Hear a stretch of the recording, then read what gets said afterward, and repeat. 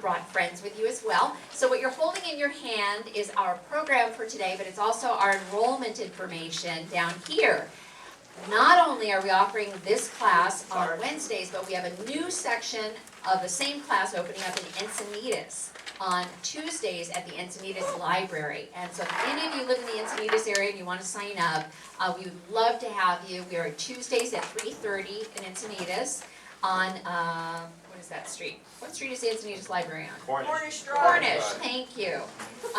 In the big room with the artwork on the walls, I think you all know where it is. Yeah, we'd love to have that class go forward. So we need about 10 more people to enroll. So maybe you want to sign up for both, who knows? And then it's not on here, but we also have a radio class on Mondays offered here. So it's Mondays at 1:30 is the Golden Age of Radio. Tuesdays at 3:30 in Encinitas is the improv class, and then Wednesdays at 1:30 right here is the same improv class. So hopefully if you're not enrolled, you can do that today, or if you just decide you just want to walk in on the first day of class in Encinitas, that starts on August 23rd in about 2 weeks, okay? So today, it's kind of unusual. Normally we just do straight up improv in this class, but we decided to try something new and exciting, which was to work on monologues. So most of the students prepared 1 or 2 monologues, and some even worked on scenes. But today each student is going to present 1 monologue for sure, maybe 2. And to use them in the real world setting, some of the students have decided to go audition at Oceanside Theater Company that are holding their auditions coming up. So that's a way they can actually try out their new audition monologues. And the pieces are not long, there are just a couple of minutes each. And so they're going to go in alphabetical order that you see right here on your flyer. And they will introduce themselves and the title of their piece. They will perform their monologue, and when they are done, they will say thank you. And that is how you will know when to clap. Okay? So when they're done, we're going to do improv games with everybody. We'll all play some improv games together, and then we will conclude with some lovely snacks. Okay, so thank you all for coming today. Give yourselves a big round of applause as we get started. And please welcome Abrea to the stage. She has the distinction of having her name in with the letter B. So come on, Abrea Boulter to the stage, please. Okay. And right into the mic. Let me make sure this is at the right height. You want to sit first? Go ahead and sit. All right. So we can make sure the mic's at the right height for you. Okay. Okay, and I think that's perfect. Perfect. Okay, and go ahead and introduce yourself and your piece. Hello, everyone. I'm Abrea, and I'm going to do this piece by Ann Wood, and it's a piece about this woman who, she doesn't get very emotional about the Beatles, and she can't understand why her friends get so emotional. And she's talking also to her friend about it. So here we go.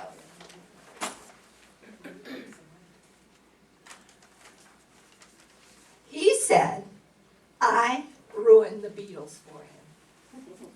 I've heard that more than once, for more than one man. I'm not proud of that.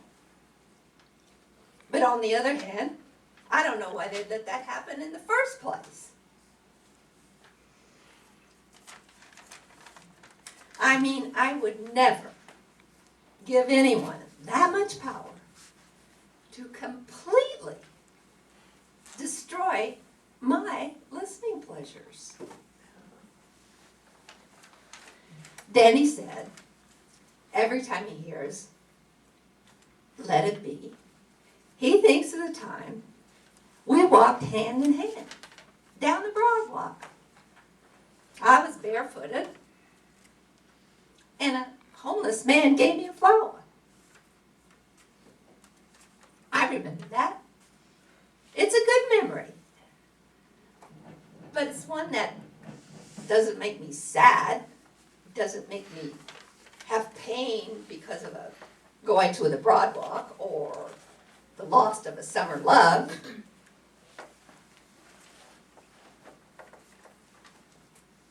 And I most certainly, under no circumstances would I allow anyone to give anyone that much power to ruin my listening pleasures.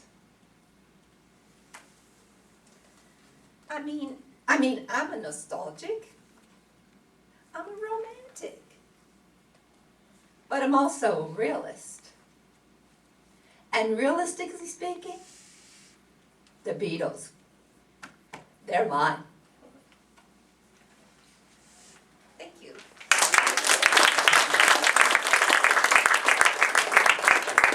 All right, nice job. Next up is Thomas Brackett, and he's going to actually perform 2 pieces back to back.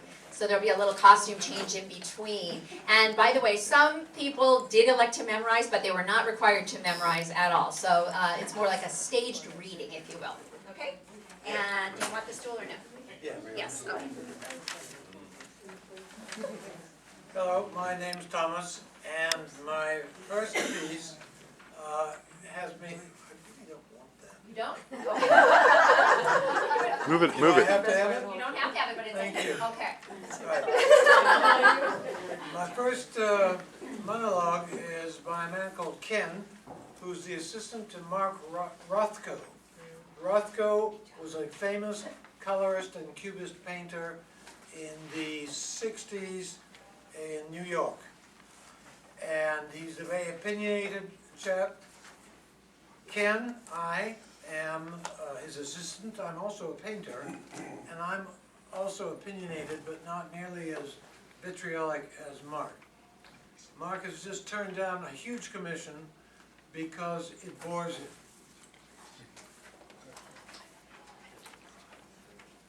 Bores you?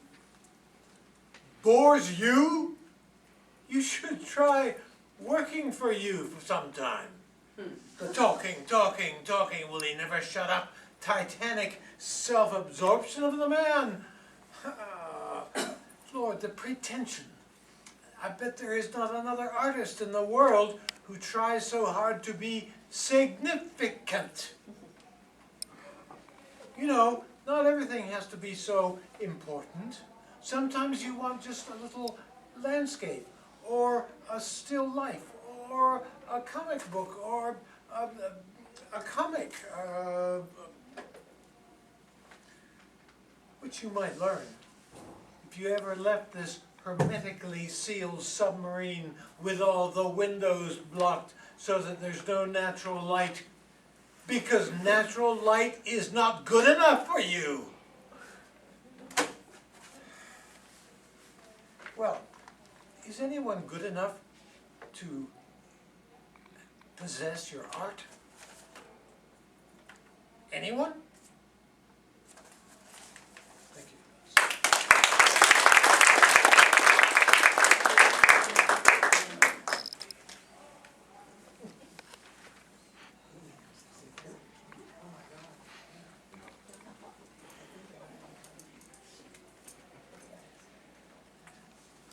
The second one, I'm playing the part of George.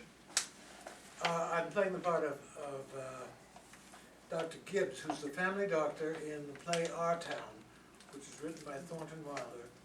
And the time here is in the early 1900s. And I'm the family doctor, and I have my office in my house. And I have just come in from my office into my living room, and there sits my teenage son, George, who's reading a book.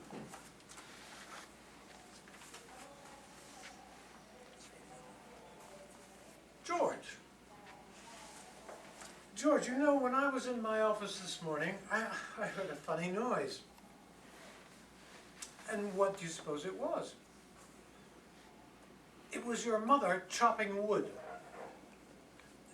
Now, you see your mother getting up early, cooking all day, washing and ironing, and still she has to go out in the backyard and chop wood. I suppose she just got tired of asking you, and she just had to go and do it herself. And you eat her meals, and you put on the clothes she keeps nice for you, and you go out and play baseball as though she were some hired girl. There we keep around the house to do the housework, but that we don't like very much. Oh well, you know, I knew I just had to bring it to your attention. Thank you.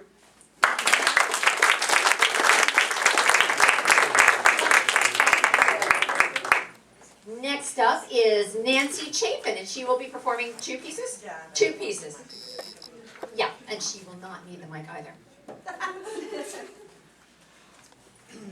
But stay upstage on this line, or you won't be in the lights. Okay. Go ahead. Hi, I'm Nancy Chapin. I'll be doing 2 scenes. The first one is, well, let me think. Amanda from Glass Menagerie by Tennessee Williams. And the second is Martha from Who's Afraid of Virginia Woolf by Edward Albee.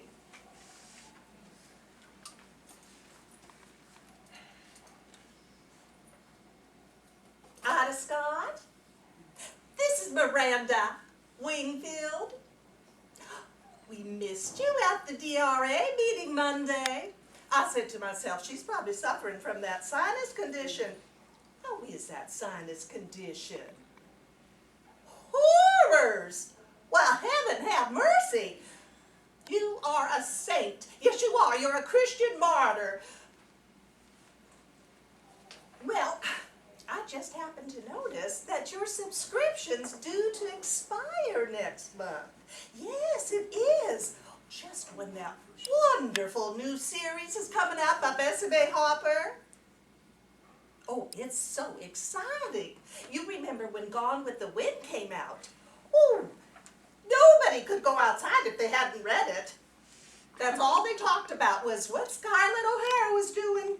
Oh, well, the critics say this is just like Gone with the Wind. It's better. It is Gone with the Wind post-generation World War II. And what? Burning? Well, don't let them burn. You go check the oven and I'll hold the wire.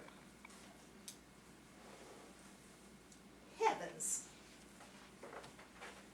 I think she hung up. Thank you.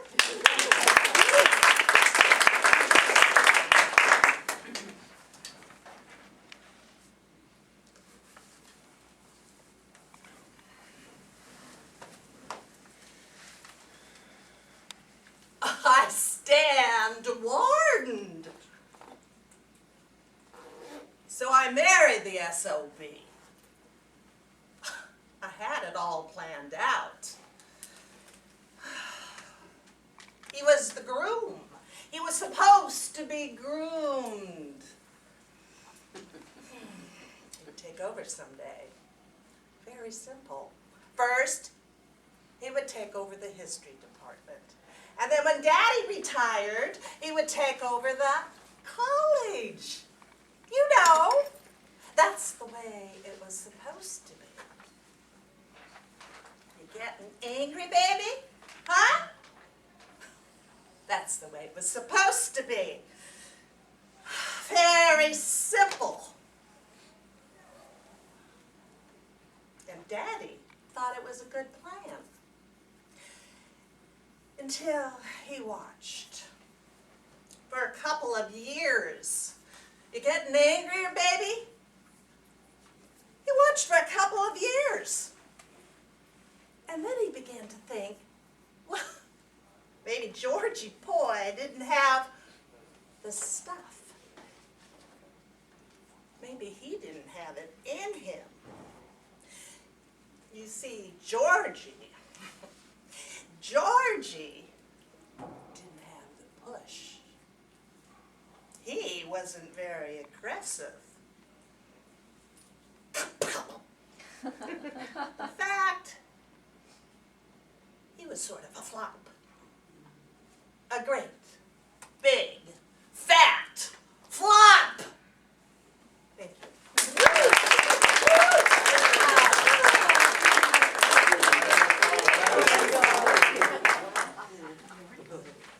Okay. Wonderful. Oh, we have such a talented bunch of actors here today. It's just really, yeah, great. They're so good. All right, so next up is Lily Chen coming to the stage, and I'm just going to put a little piece of paper down so you stay upstage of it. So because if you cross downstage of it, we lose the light. All right, welcome to the stage, Lily Chen.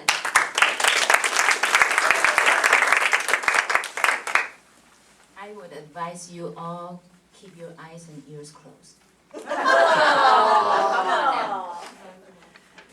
My name is Lily Chen. I'm going to do Greig's monologue from Fab, it's David Henry Hwang's play. That stands for Fresh Off the Boat. Grace is a college student recalling her younger days as a timid, shy, confused new immigrant.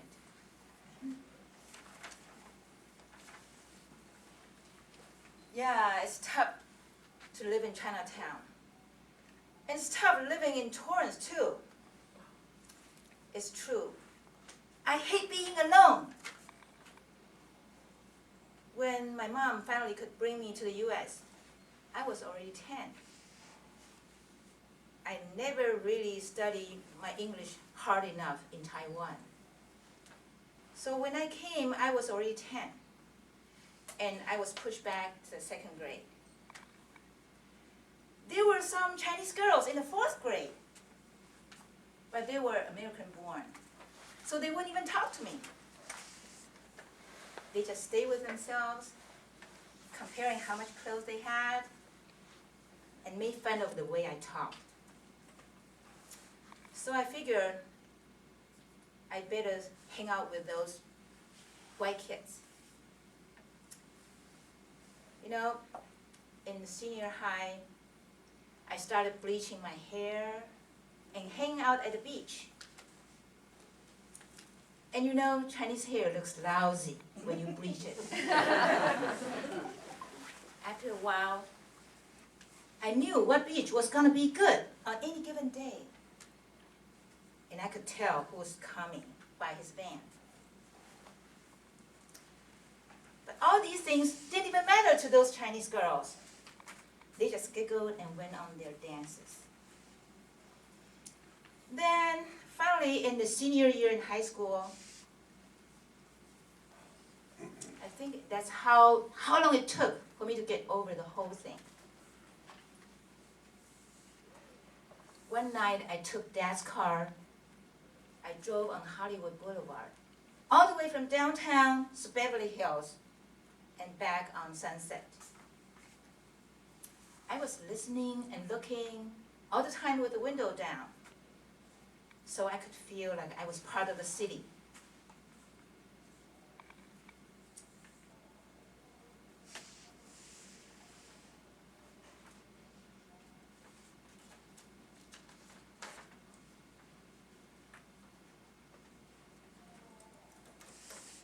And that Friday, I guess, I said to myself, I was lonely. I don't like it. I hate being alone. And then after I said it, I could feel all the breeze. It felt so cool on my face. And I could hear all the radio. The music was so good. You know, so I drove home. Thank you.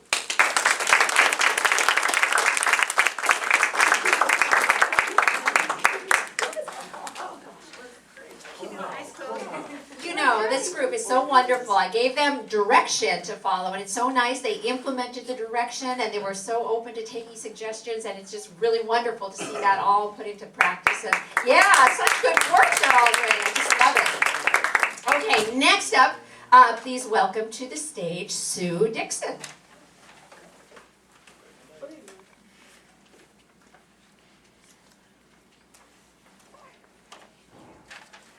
Give her a big round of applause. Hi, I'm Sue, and my character is Hattie from the play Laundry and Bourbon by James McClure. The setting is in Texas in 1970. It's a very hot summer day, and Hattie is sitting on the front porch of her friend's home. They're folding laundry and sipping bourbon and Coke. Hattie wants to use the telephone to call home because her grandmother is babysitting. She has 3 wild kids. You'll see. Say, mind if I use your phone? Figured I'd check up on those kids. No telling what devilment they've gotten up to.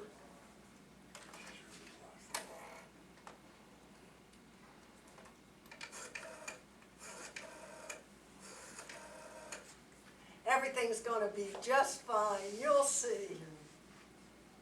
Hello? Cheryl. Cheryl, sweetheart. This is Mommy. Mommy, your mother. Child needs a hearing aid. What's that? Vernon Jr. threw a rock at you. Well, you just throw one right back at him, honey. You show him who's boss. Cheryl, please, sweetheart, put Mommy on the phone. Put your grandma on the phone. Now, Cheryl, this week, sounds like they're running her ragged. Hello? Hello? Little Roger, I don't want to talk to you right now, Pumpkin. I want to talk to Grandma, 'cause I want to talk to Grandma. Yes, yes, I know. Grandma does have baggy elbows, so let me talk to her. Oh, honey, what's that? Of course Mommy loves you. I love you all the same. Do I love you more than who? Fred Flintstone. Yes, but not more than Paul Newman. No. Fred Flintstone. Yes. It's a grown-up joke, honey. Now put Grandma on the... She's what? Tied up? You untie her right now. You understand me? You want to switch and you want... Hello? Marion, is that you? Oh, you were just playing. I thought they tied you up for real. Oh, yes, yes. I'll pick them up by 5. Yes. I won't be late. Oh, yes, I know. There's just too much violence on TV. Okay. Goodbye. What's that? Little Roger. Oh, it's good to hear your voice, too. Again. Vernon Jr.'s climbed up a tree, and he has a brick in his hand. You're playing what? Sniper?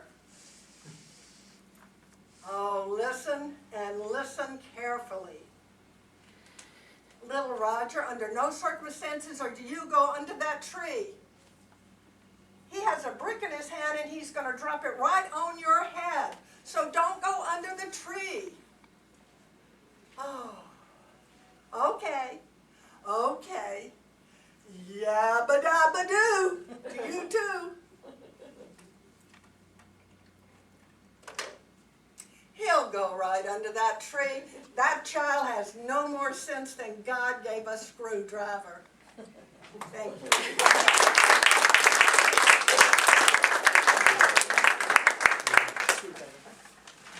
Wonderful. Okay, please welcome next to the stage, Renae Greig. Give her a big round of applause.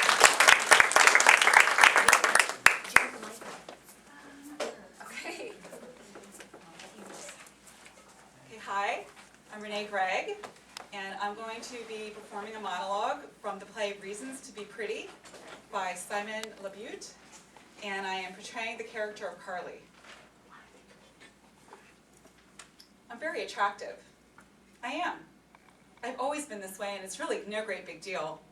If anything, it's worked against me for most of my life. Yes, over the years it's got me things. I won't lie about that. Dates, entrance into clubs, smiles from my father. But as I got older, it became more of a, I don't know, but almost like a problem, a burden that I really have no control over. Look, I'm not stupid. I realize I should be thankful, that I should feel blessed, that I wasn't born scarred or missing an ear. I know girls who hate, despise, their noses, their mouths, the fact that their eyes are too far apart. And I don't have any of those problems, and I'm happy about that. I look in the mirror, and I see a beautiful woman looking back at me. On my worst days, yeah, a line or two, some gray hairs or whatnot, but overall, a really good face in there. So I'm not saying I don't realize that I got lucky in many ways. I get that, I do. But I just wish that people would understand that beauty comes with a price, just like ugly does. And there have been nights that I've cried myself to sleep because of who I am. Did I tell you that we found out that we're having a little girl? My wish for her is that she be nothing more than just pretty. That she not be some kind of beauty queen that people can't stop gawking at. Because I would hate that, you know? For her to be an object, if she is, born like I was, with a face that's some kind of magnet for men, then I hope it's a situation where she's oblivious. Not blind or anything, I wouldn't wish that on her, but almost. Where she could have an oblivion that would be like gauze over her eyes, that would allow her to go through her life and not realize that people can be cruel.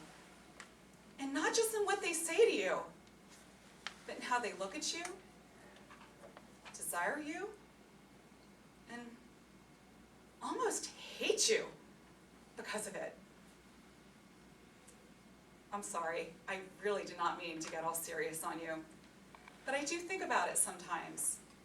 My shift at work is really long, so I have plenty of time on my hands to usually just, well, think, I guess.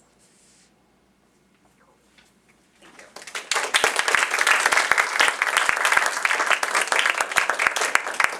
Wonderful job, Renae. Let's keep those applause going for Ann Hunter. Come on up.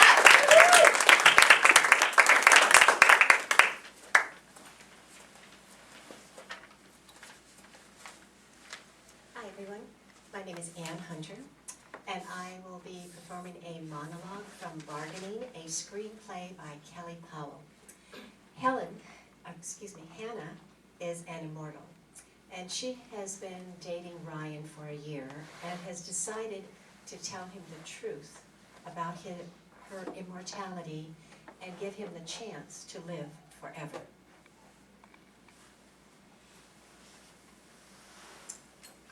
Ryan, there's something I have to tell you. I was born in 1931. I didn't lie to you.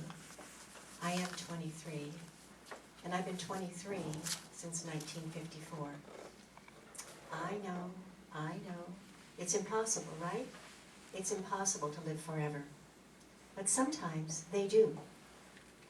In 1953, I got married.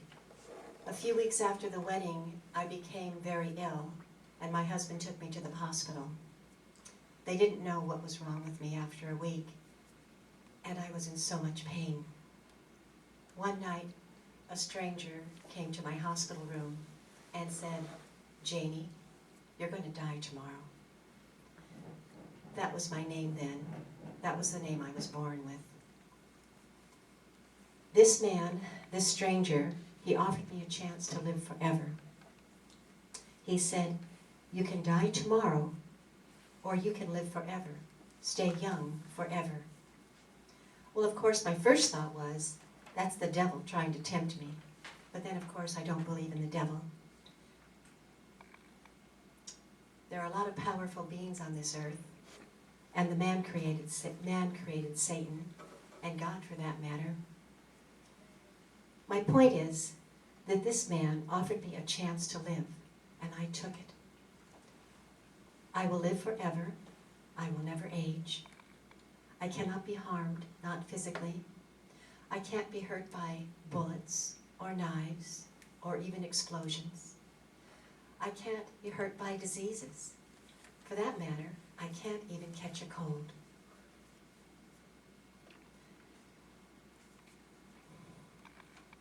When my husband died at 45 in a car accident, at his funeral, a stranger came to see me again. And he asked me if I wanted to give up my gift and die. I thought about it, but I said no. I wasn't ready. I knew there was more for me. I have centuries and centuries ahead of me. These first 100 years are like a drop in the ocean. My husband never knew about me, and he didn't have a choice. I didn't want to go through that again. I didn't want to fall in love for 20 years. 20 years is gone in the blink of an eye. I'm looking for someone to love forever. Most people, when they say forever, they mean, well, they don't know what they mean. But I do. I'm in love with you, Ryan, and I'm asking you to share forever with me.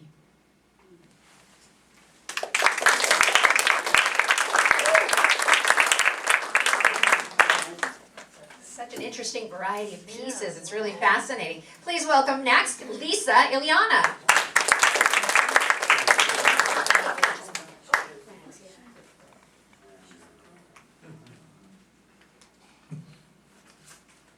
Hi everybody, I'm Lisa, and this is Susan from her production of My Left Breast.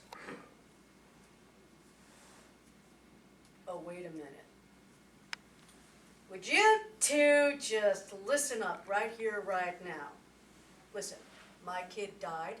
I got cancer. Oh yeah, and my lover was lucky enough just to die himself. So when you two get something, do you know what's going to happen to you if you ever happen to get a little old brush with death? I can tell you exactly what's going to go on. First thing you're going to think of is, yeah, if I manage to pull through this, I'm going to say exactly what I mean the moment I feel it. And then, you know what I'm going to do? I'm going to become a good, an upright, and just citizen. And after that, I'm going to learn how to play the trumpet. And then all of a sudden, you find out that you're not going to die. And you pull through. And then you think it's, oh my God, I hate this hair. I can't stand it. Or how long actually do I have to stand in this stupid line? Or, hi refrigerator, how are you tonight? I'm hungry, I'm tired, and I don't know what to make. What do you suggest? Look, peanut butter sounds great. Jelly? Why not? Always a great choice, don't you think?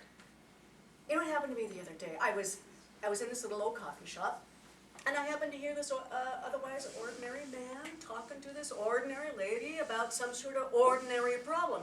And he says to her, our hot water heater is on the fritz, and we should do something about it. Just like that, he says it. Our hot water, and we should do something about it. And I had to stop myself. I mean, physically stop myself from vaulting over the booth and screaming in his face, listen, you cherish that day. You cherish each and every moment of your day. Cherish the fact that when you both heard that hot water heater giving you its death knell, that you both could do something about it. And then get on your knees to the fact that that refrigerator didn't arrive on time, and the bed spring is broken, and that she hurt her back, and you both got lost with the goddamn GPS on the fritz. Cherish that! Could you try something for me? Just a little? I want you to just bother. To hold each other in the middle of the night in bed. Feel each other's skin on you. You go ahead and put your cold toes between his knees. Do this while you can. Take her into your arms and hold her for 2.5 seconds. Crying out loud, kids, you're a blessed pair. Get on your knees to every stupid domestic snafu that life throws at you. Oh Christ, just cherish stuff, would you? Thank you. Wow, good stuff. Okay, next up is Garuda Ishtarterra. Welcome her to the stage. Come on, Garuda.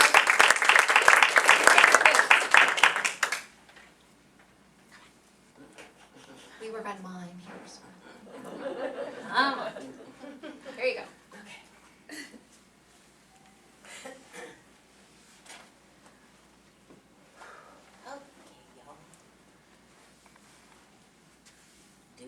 this thing? Yes, so tell us what you'll be doing. I don't think I You don't need think you it. do? Okay, then just set it aside. Okay. Hello.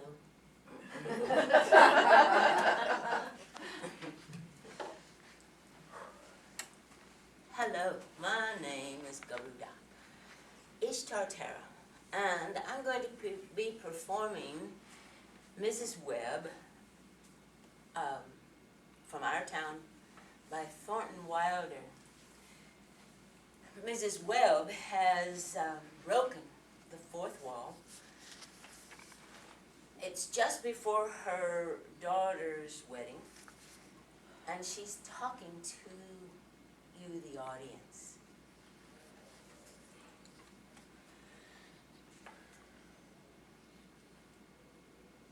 Oh, I don't know why I should be crying.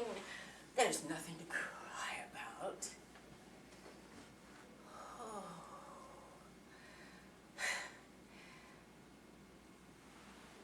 It came over me this morning at breakfast. Oh, and Emily, she was eating her breakfast she's done it for 17 years. And she's leaving.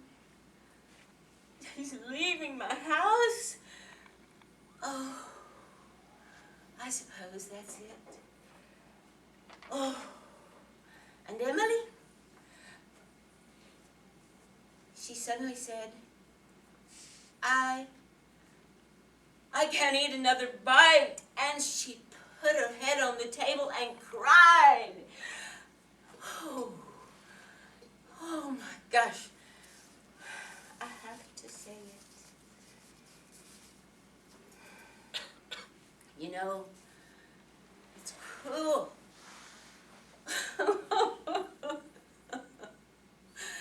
Oh, it's so cruel to send girls out into marriage like that.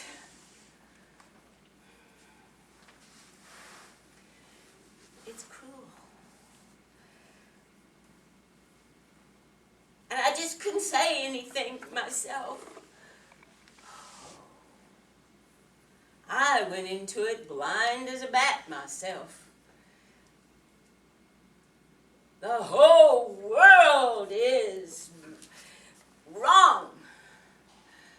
That's what's the matter.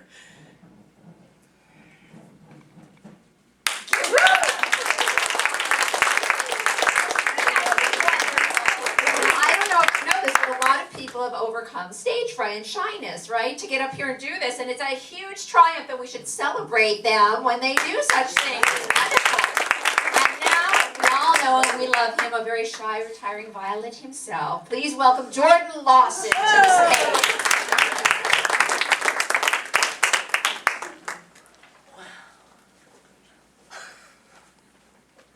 I don't think I'll need this. Okay.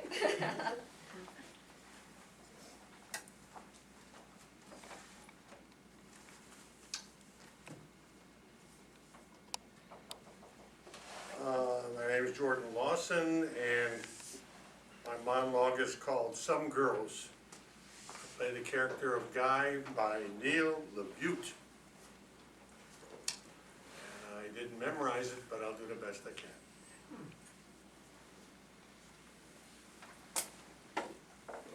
I'm a guy. I'm bad at this, Bobby. I found the single greatest person I could ever imagine being near. I mean, standing there even, and she liked me. Me! And that just didn't compute. It didn't make sense, no matter what she said to me. So I made myself believe that it wasn't true. And I ran off, like some 3-year-old. But I've grown up since then, I have. All this being with other women and writing about it and telling myself that I should go visit my past before I marry. I realize now, it's all about you. I don't care if you buy it or hate me or laugh in my face. I love you, and oh boy. No way I'm gonna top that. So I'll just leave it off right there. I love you, Bobby. Not your sister, not anybody else I've ever known. Even this girl I'm supposed to marry. No one. Just you. Whoa. Thank you.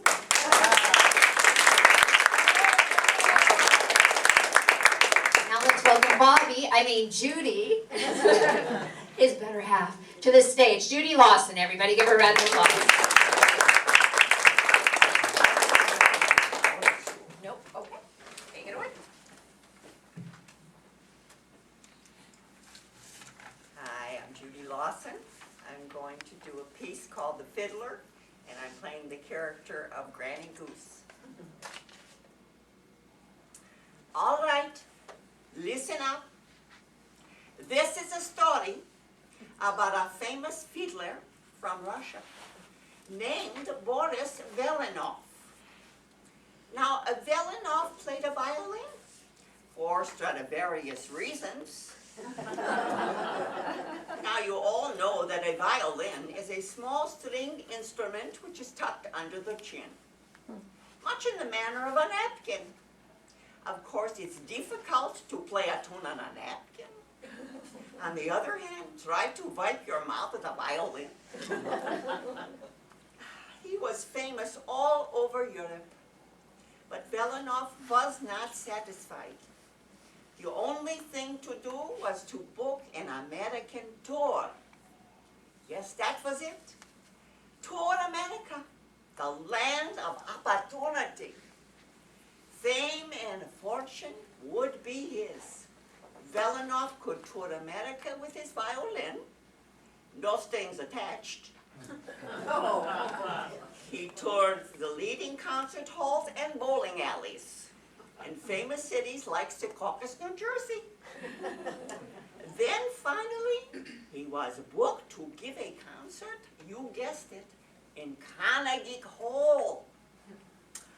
Velinov would make millions. His touring company became nervous at the thought of Velinov playing Carnegie Hall. They complained about everything the virtuoso did, everything. He just wanted some solitude. When opening night came, Velinov announced that he would not go on. He would not play that concert. Velinov smashed his violin over the head of a clarinet player, and he never played a note of music again.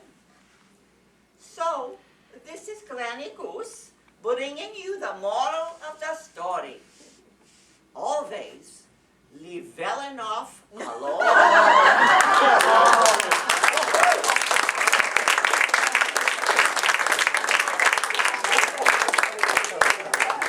That is priceless. I love it. All right. So Charles is not here today, I don't think. So everyone, please welcome Dirk Reemtsma to the stage. Come on up.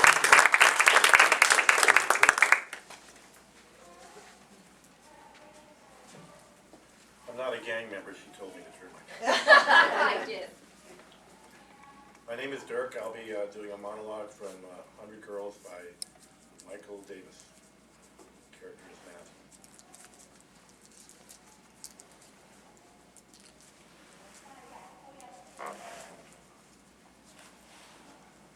Without you, I'll feel as lonely as an abandoned dog by the side of the road. But if you just consent to live with me, I will clean the toilet every week. I will not buy a fancy red sports car when I reach my midlife crisis. And I will never pass gas, except under the sheets or in the direst of circumstances. We will visit your parents every week, even though your mom is clearly a witch. They will not live in a retirement home because they'll be living with us. I will learn the mystery of hot and cold water washes. I will never huff and puff while you're putting on your makeup. If you're a cat person, I will not remind you that if you're drowning, a dog can save you. I will bring new meaning to the word cuddle. And I will always say yes when you ask the question, is my hair okay tonight? I will save all your birthday cards to me. I will faithfully read your horoscope to you every day. And I will, if we're apart, I will write you love letters.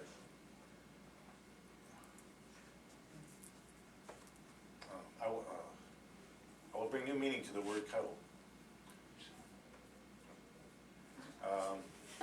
Sorry. Love letters. I'm not going to expect you to know where I left my car keys, and I won't leave any dirty socks on the floor. I will give my life to you. And if you don't agree to come with me, some part of me will die. Thank you.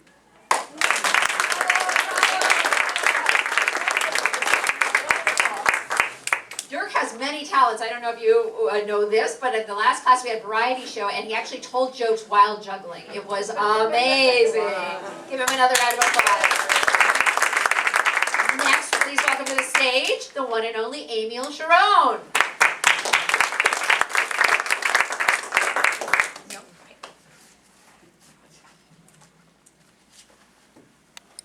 My name is Amiel. I'm going to do a monologue from a play called Oh Dad, Poor Dad, Mama's hung you in a closet and I'm feeling so sad.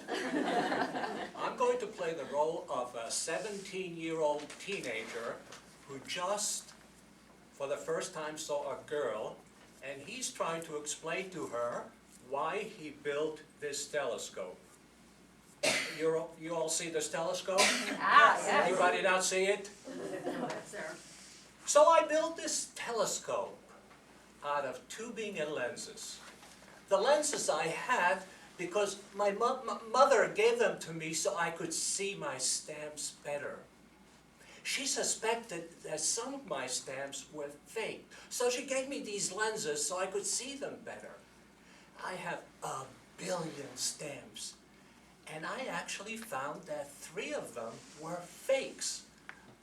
Mother made me feed them to her fly traps. One day, while Mother was out, when she wasn't looking, I heard an airplane flying outside. So I ran out to the porch to see what it looked like.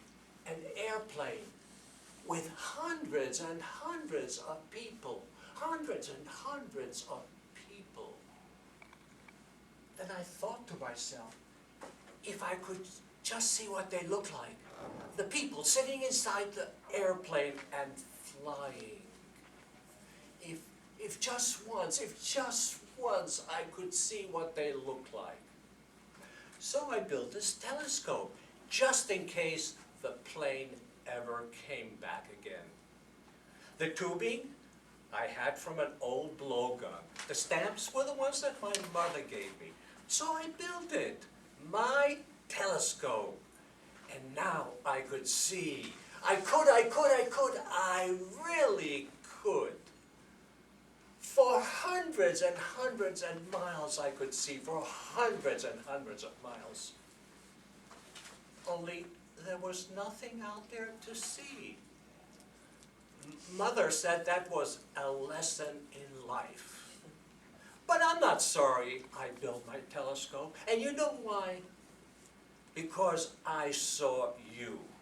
And even if I never saw anything else, I saw you.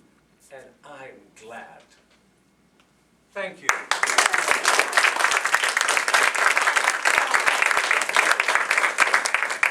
And last but certainly not least, please welcome to the stage Bernie Solomon.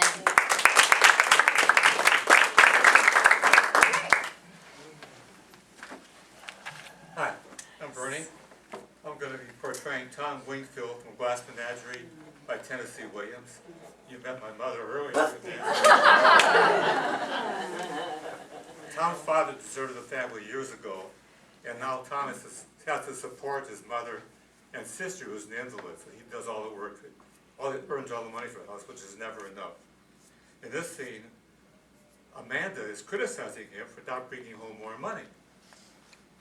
his response is what I'll be giving to you, what he told Amanda. Tom's father's picture is hanging on the wall right behind him. His mother lives in the past.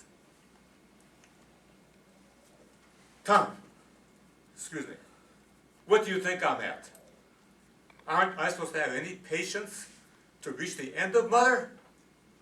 You think I'm crazy about the warehouse? You think I'm in love with the Continental Shoemakers? You think I want to spend 55 years down there in a Celotex interior with fluorescent tubes? Look, I'd rather pick up a crowbar and batter my brains out. But I go back mornings. But I go for 65 hours a month. I give up all that I dream of doing and ever being ever. And you say self? Self's all I ever think of? Why, listen, if self is what I thought of Mother, I'd be where he is. Gone! I'm going to the movies. I'm going to the opium dens. Yes, opium dens, Mother. I've joined the Hogan gang. I'm a hired assassin. Carry a Tommy gun in a violin case. Run a string of cat houses in the valley. They call me Killer. Killer Wingfield. Leading a double life. A simple, honest warehouse worker by day, at night a dynamic czar of the underworld. Mother, on occasion they call me El Diablo. Oh, I could tell you many things to make you sleepless. My enemies plan to dynamite this place. They're going to blow us sky high in some night. I'll be glad, very happy, and so will you. You will go up in a broomstick over a blue mountain with 17 gentlemen callers. You ugly, babbling old witch. Thank you.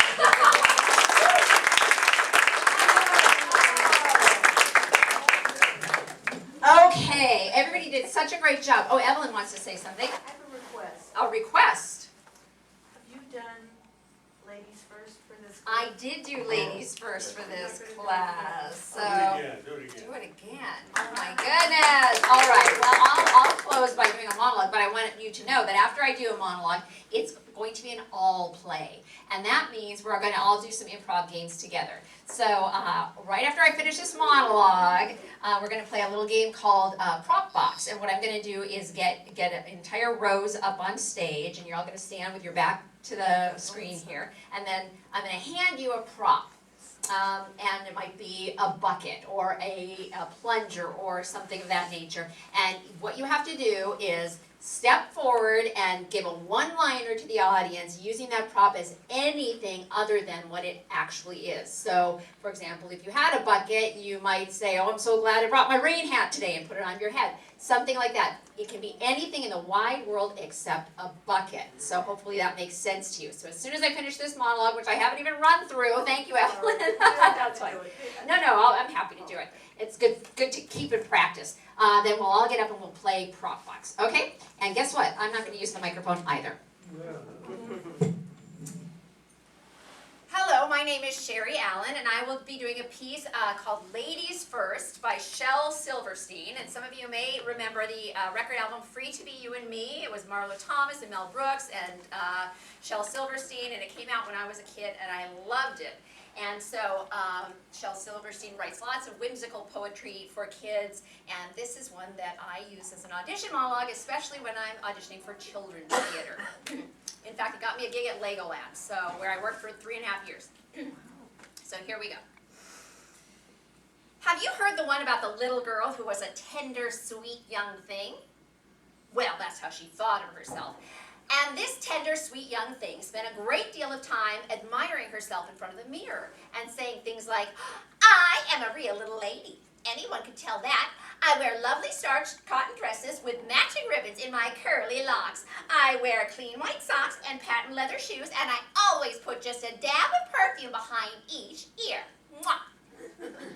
Whenever she was at the end of the lunch line at school, all she had to say was, ladies first, ladies first, and she'd get right to the head of the line.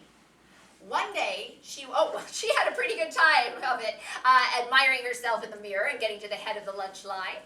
One day, she went exploring with a whole group of other people through the wild and deep beastly jungle. And as she went down the tangled trails and through the prickly vines, she'd say things like, "Oh, I've got to be careful of my lovely dress and my clean white socks and my shiny shoes and my curly locks. So would someone please clear the way for me?" And they did. Or sometimes she'd say, "Oh, what do you mean I'll have to share my mango because I was the last one to cross that icky river with the crocodiles and snakes? Ha! No matter how last I am, it's always ladies first, ladies first. So hand over a whole mango, please." And they did. Then guess what happened? The exploring party was seized, grabbed up by a bunch of hungry tigers who tied them up and dragged them off to their tiger lair where they sniffed around, trying to decide which one would make the best dinner.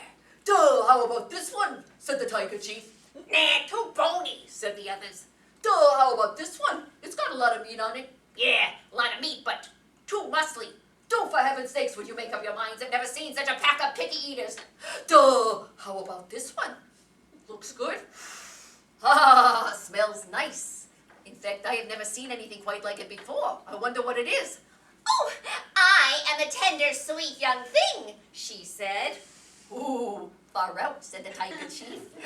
"And if it's all the same with you, tiger sweetie, I wish you'd untie me and stop licking me this instant. My dress is getting mussed." Well, as a matter of fact, we was all trying to decide which one to untie first. "Ooh, ladies first, she said. And so she was. And mighty tasty, too.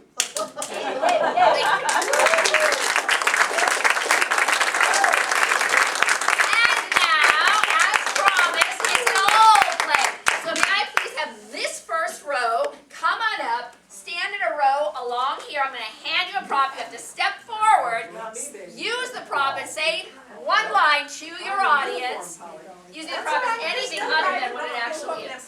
Can't, I'm in uniform, not allowed. Well, just cover us. Okay. I'm just going to stick the microphone in center. Can you back? I might have you. Yeah, just. They all look guilty to me. All right. Let's see here. Woo.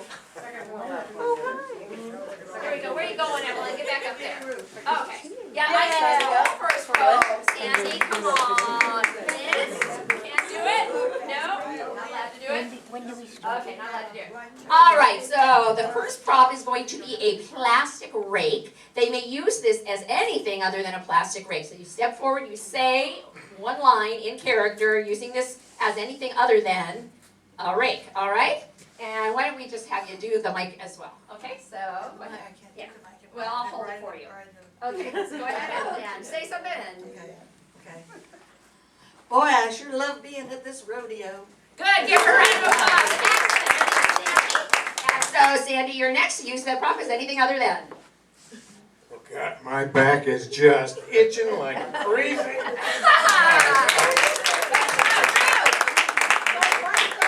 Stole your thunder, so you have to think of something else then if somebody steals your thunder. That's what happens when you're related. That's right, it's your cousins. Okay, so use that as something else and anything else and say one line into the mic. Love this hair clip. Oh, beautiful hair clip. Give her a round of applause. Good, Judy. That was my line. Thank you, stole Judy's line. Here we go. Anything? How about, yeah. Okay, no. Here we go. Okay, it's Halloween time and I'm the witch. Good, give her a round of applause.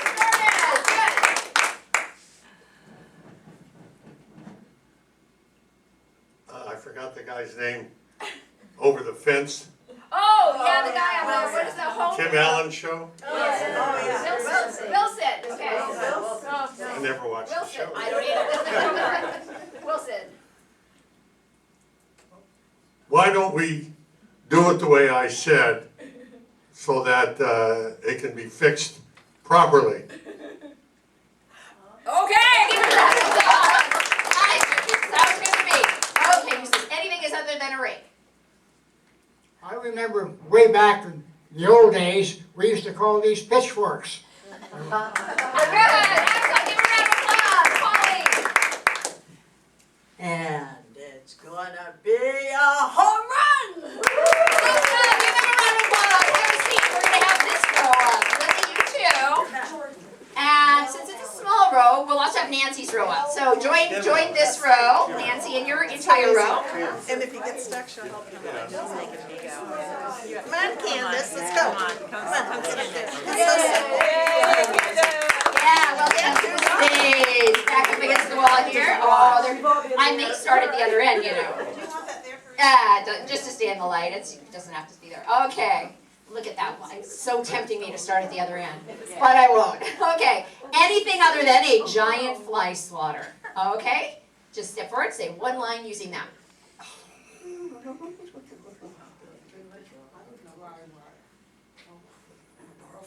Go for it. You say a line, so. Here it goes. Good! Yeah! Give her a round of applause. Excellent. Here we go. So, how many pancakes do you want today? There you go. Excellent. Paddleboarding is so much better than surfing.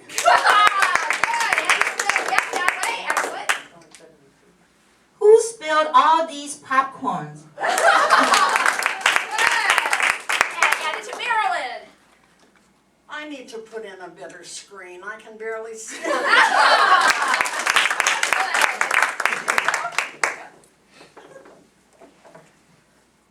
I hope we win this canoe race today. Mirror, mirror on the wall. Okay, let's have up. Okay, come on, Linda's row.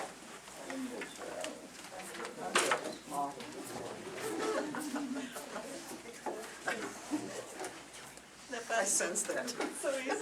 Anything other than a giant candy cane. All right, here we go. Think fast, Linda.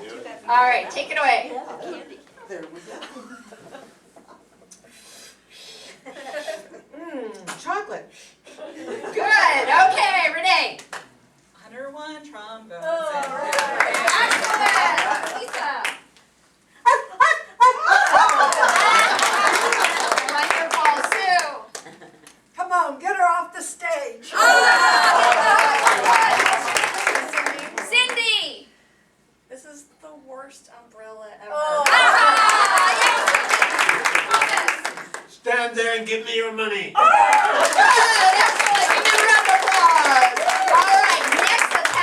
Dirk's rope. Let's have everybody who hasn't gone yet. Come on up. And you too, Usha. Me too. Let's see here. Me too. Let's challenge. Oh, no, there's a new lady. All right. Let's have up everybody who hasn't gone yet. Are you not coming up? Come on. Come on. Lou? Come on. I see you back there. I see you. All right. Yeah, welcome. All right, everybody. Anything other than a bucket. Anything other than a bucket, okay? Oh, I get to be first. You lucky. Oh, I love hats. Good, Lou.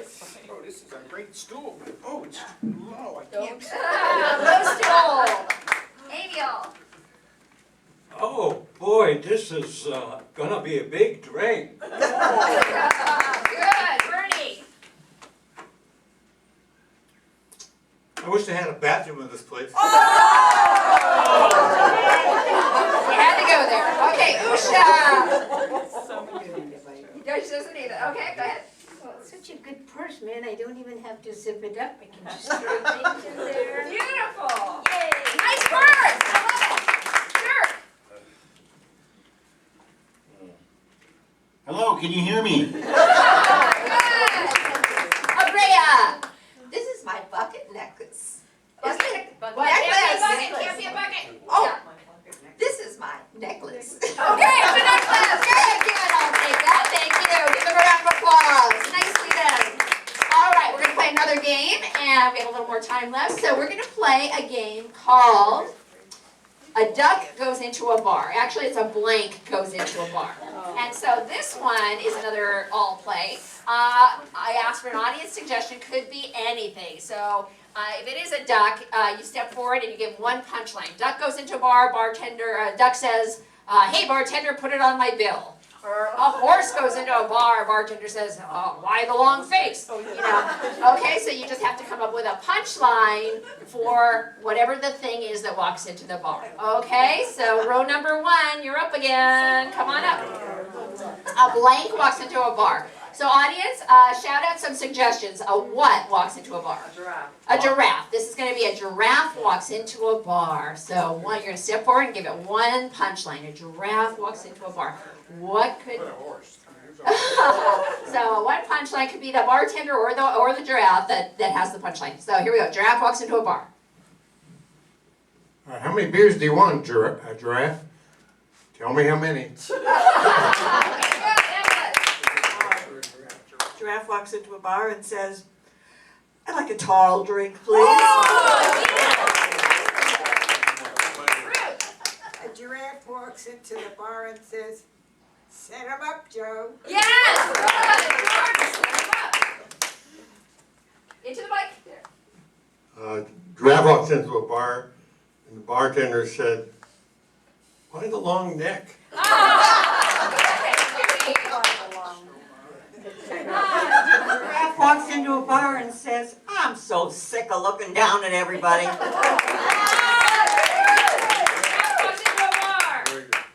A giraffe walks into a bar and says, what is this place?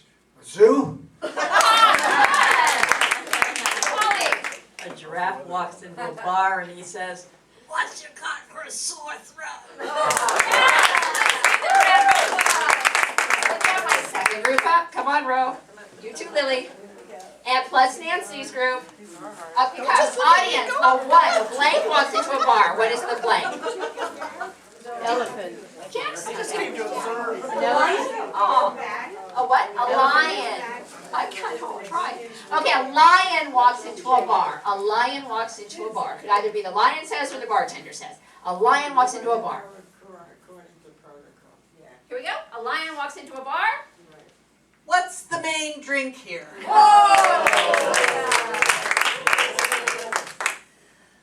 A lion walks into the bar and what is the roaring all about? Good. Holly. Holly, okay, take it away. A lion walks into the bar and says, why are you lying to me, bartender? A lion walks into a bar and says, are there any MGM agents here?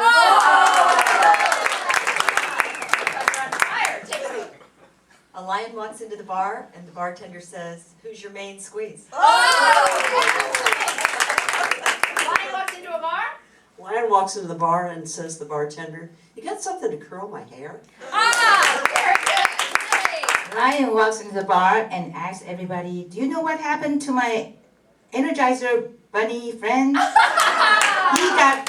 He got arrested because he was charged. Give them a round of applause. Very good. Let's come to the next row up. Okay, Linda's row. So a blank walks into a bar. Audience, shout something out. Chicken. A chicken walks into a bar. Oh, this is going to be a good one. All right, a chicken walks into a bar. Either the bartender says or the chicken says. All right, here we go. I want an exceptional drink, please. The chicken walks into the bar and says, any cute chicks here? Chicken walks into the bar and the bartender says, exactly what is it that you want? Good, okay, so. A chicken walks into the bar and says, give me an egg and cream, please. Oh, very nice, okay. Chicken walks into a bar and says, can anybody tell me why I just crossed that road?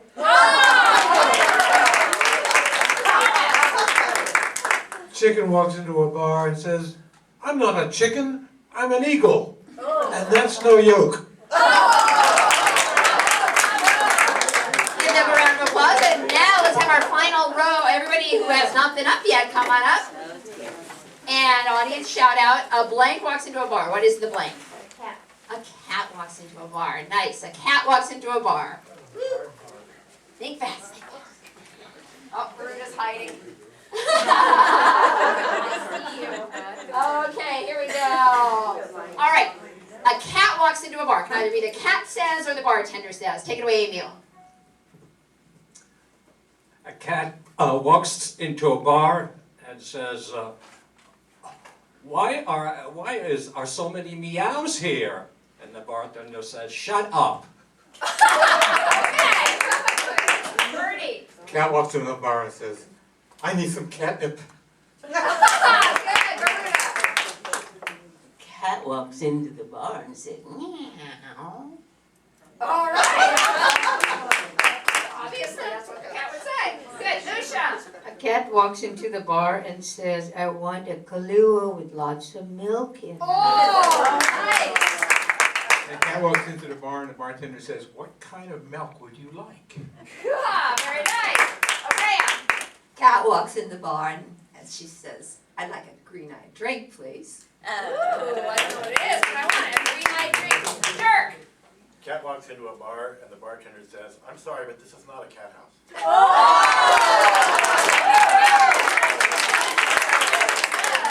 Wonderful.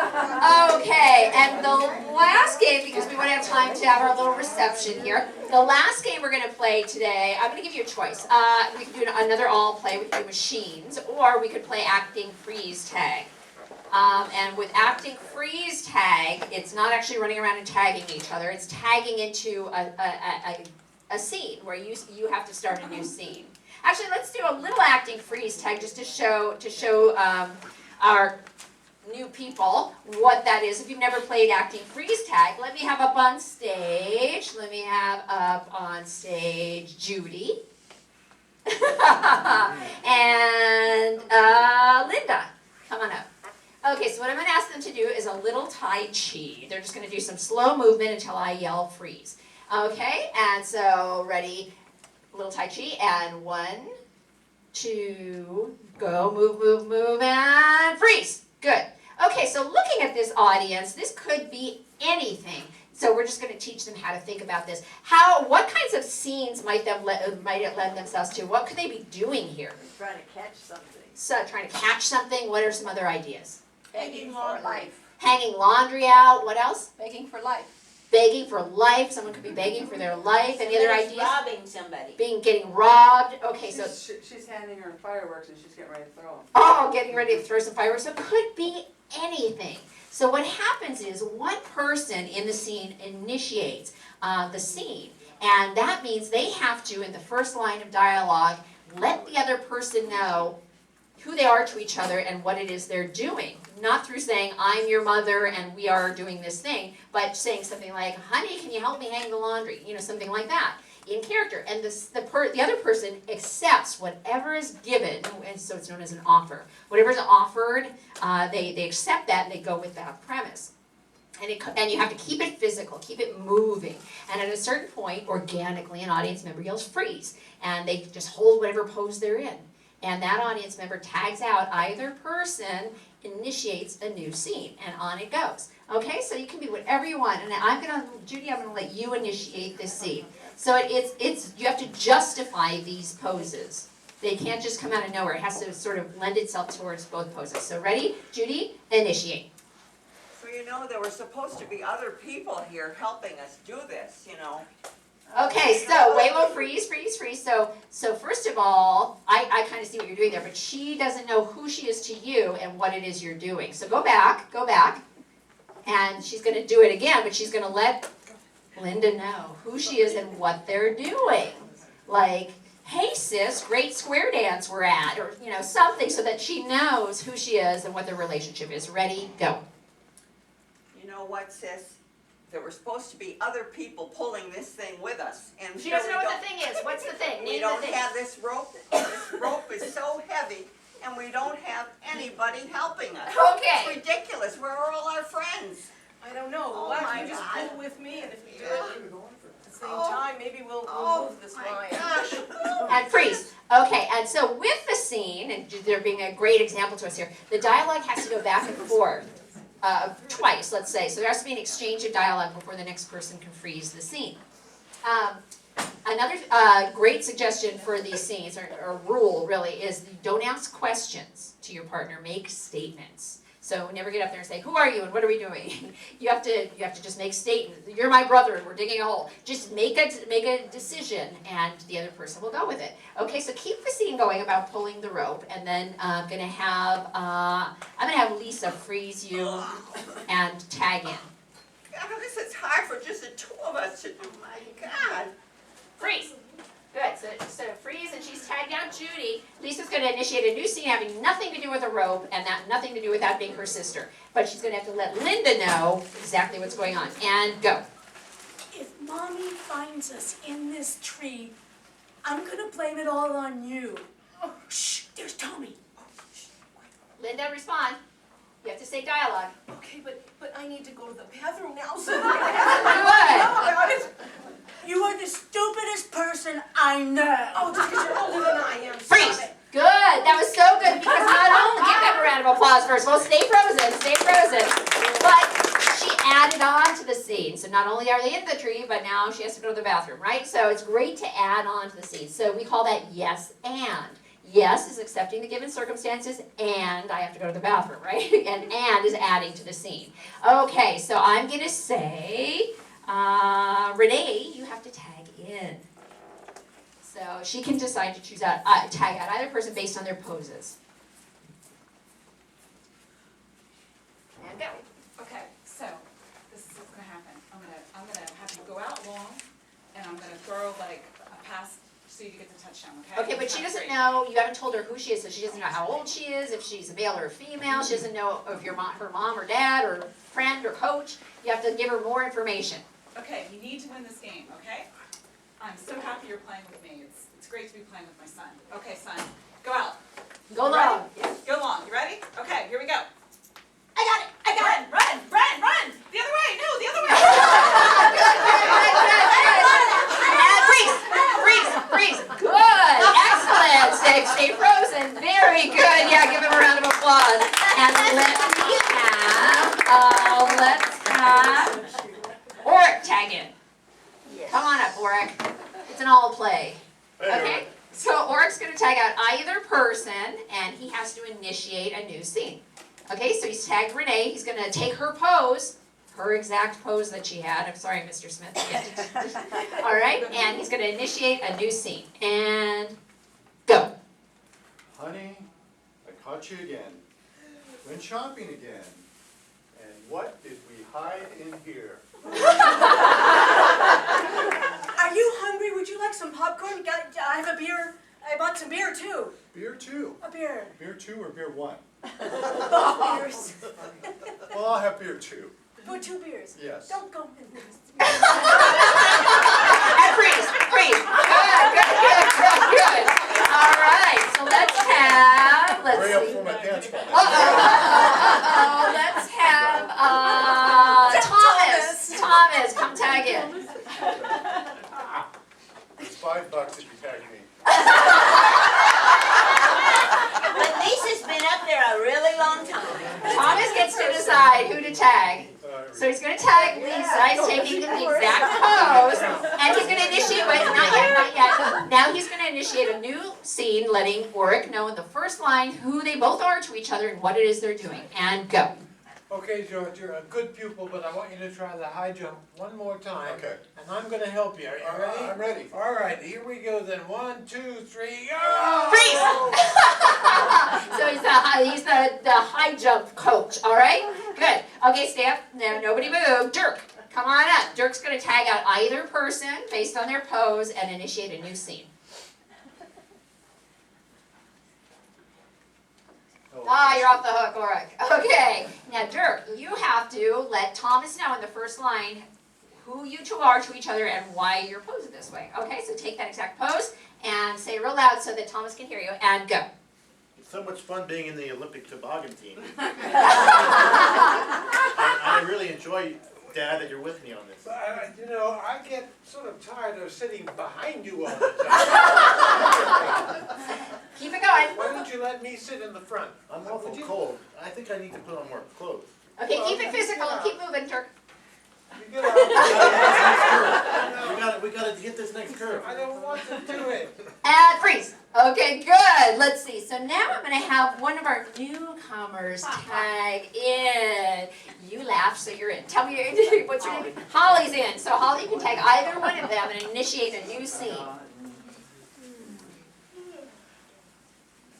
Okay, you're going to take Thomas's exact pose, initiate a new scene, and in that first line, you have to lay it on him. Who you guys are to each other, what it is exactly you're doing. And go. I told you not to lie to me again, you bad boy. You're really in trouble this time. I think you're going to get a switching. Okay. I didn't mean it. I really didn't mean it. Well, I don't care, don't you act like your mama. I don't want to hear that anymore. But Mama, but really, you shouldn't be physical like that. I wrote the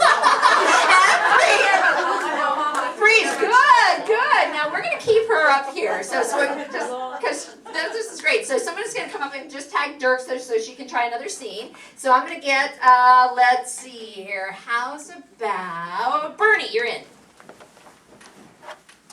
So you're going to take Dirk's pose. And you're going to start a new scene having nothing to do with that last scene. Good. And take his pose. And initiate, letting her know who you guys are to each other and what it is you're doing. And hopefully the scene will move out of this pose eventually. Okay, and go.